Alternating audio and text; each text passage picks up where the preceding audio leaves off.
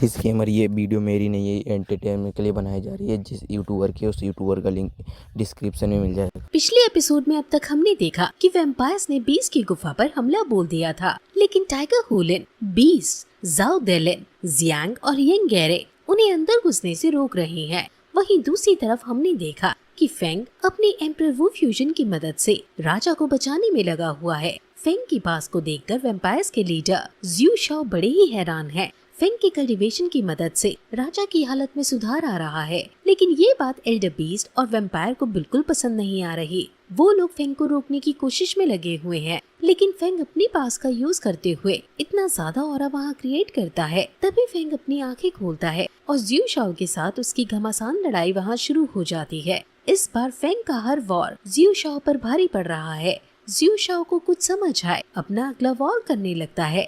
ऐसा करते करते फेंग अपनी होली राइम डेस्क टेक्निक का यूज करके ज्यू शाओ को अपने एस्ट्रोलॉजी फील्ड में ले जाता है, जिधर बने हुए पत्थरों के अक्षरों से ज्यू शाओ गिरकर चोट खा रहा है। जैसे ही ये पत्थर हटते हैं, फेंग वही सामने अपना हथियार लेकर तैयार खड़ा है और ज्यू शाओ के ऊपर एक जोरदार अटैक कर देता है, जिससे एक बड़ा धमाका हमें वहाँ देखने को मिलता है। ज्यू शाओ खुद को बचाने के लिए अपने पंखों में खुद को छुपाने लगता है, जिसके बाद ज्यू शाओ अपने सर पर बने मुकुट से फेंग पर हमला करने लगता है। लेकिन फेंग भी अपने बचाव में एक बड़े से पत्थर को ज्यू शाओ के ऊपर डाल देता है, जिसके नीचे वैम्पायर ज्यू शाओ पूरी तरह दब जाता है। ज्यू शाओ उस बड़े से पत्थर को अपने ऊपर से हटाता है और फेंग को ढूंढते हुए उस पर अटैक करने लगता है, जिसके बाद ये एस्ट्रोलॉजी फील्ड से बाहर आ जाते हैं। ज्यू शाओ यहाँ थक हार कर अपने घुटनों के बल बैठ जाता है, लेकिन अब भी ज्यू शाओ ने हार नहीं मानी। वो तुरंत अपने हाथों को जमीन पर डालता है और रियलम को बढ़ाने के लिए वहाँ खून की नदी बहाने लगता है,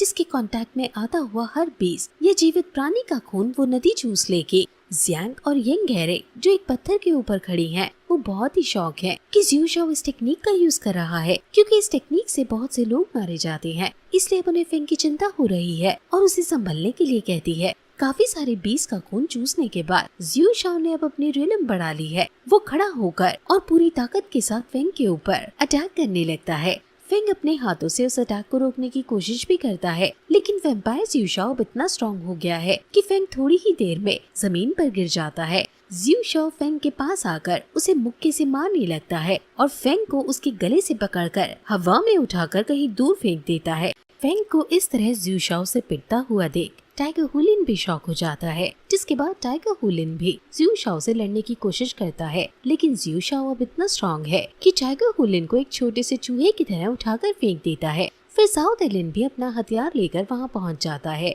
लेकिन वैम्पायर के एक ही वॉर से जाओ देलिन जमीन पर ढेर हो जाता है, जिसके बाद एक के बाद एक बीस्ट और जाओ देलिन के साथ भी ज्यू शाओ पर अटैक करने लगते हैं और वो सभी जाओ शन के एक ही अटैक से दूर गिर जाते हैं।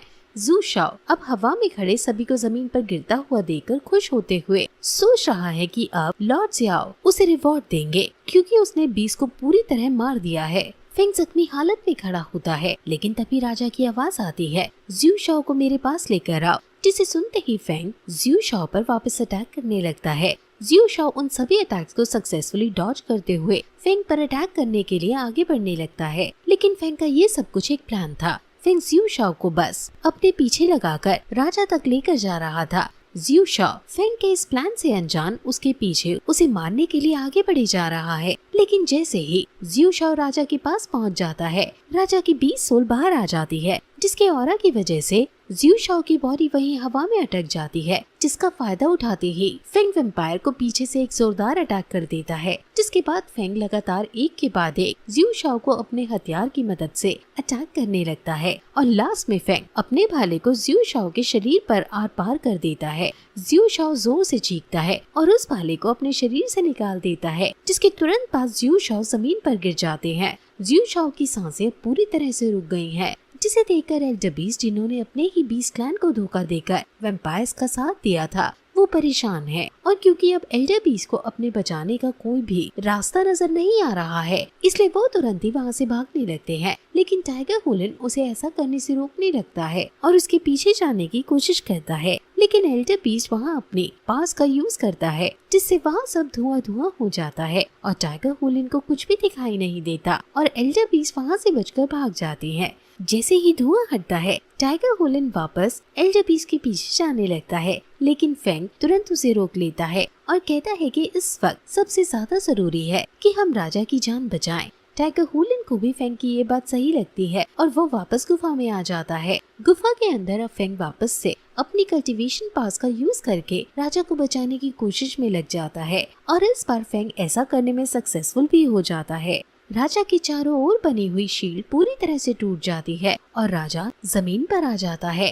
राजा की जमीन पर आते टाइगर हुलिन उनके पास जाकर उन्हें सहारा देता है, क्योंकि राजा की बॉडी अभी भी कमजोर है। राजा फेंग को उनकी जान बचाने के लिए शुक्रिया कहता है और बीस्ट ट्राइब की तरफ से उसका आभार व्यक्त करता है। तभी फेंग राजा को एक हीलिंग पिल देता है और जैसे ही राजा उस पिल को खाता है उसकी हालत सुधरने लगती है, जिसके बाद टाइगर हुलिन तुरंत वादे के अनुसार फेंग को इमॉर्टल हेवनली क्लैन का मैप दे देता है। साथ ही फेंग को बताता है कि अगर आपने इमॉर्टल क्लैन ढूंढ लिया तो आप स्मॉल वर्ल्ड को पूरी तरह मास्टर कर सकते हैं। फेंग उस मैप को अपने हाथों में लेता है और खोलकर देखने लगता है, लेकिन टाइगर हुलिन कहता है कि मैंने ये मैप बहुत बार देख रखा है। रास्ता बहुत ही खराब और डरावना है, जहाँ हजारों सालों से कोई भी नहीं जा पाया है, इसलिए यहाँ आपको भी ध्यान रखने की जरूरत है। जिसके बाद फेंग मैप को बंद करके हाँ में सर हिलाता है।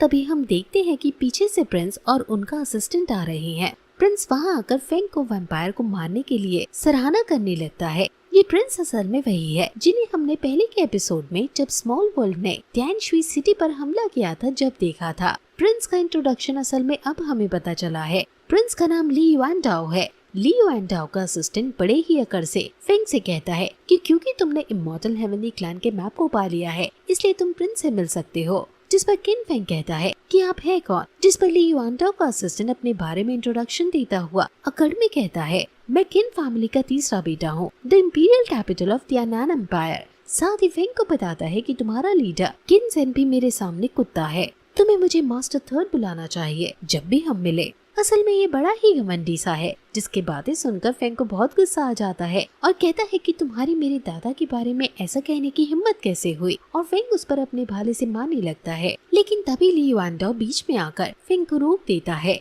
ली युआनडाओ भी अब अपने साथी को बचाने के लिए किन जिन स्पॉट डूमिंग टेक्निक का यूज करके फेंग के ऊपर अटैक करने लगते हैं, जिससे फेंग एक अलग ही दुनिया में पहुंच जाता है। और इसी के साथ ये एपिसोड यहीं खत्म हो जाता है। अगला एपिसोड जल्द ही हमारे चैनल पर आएगा।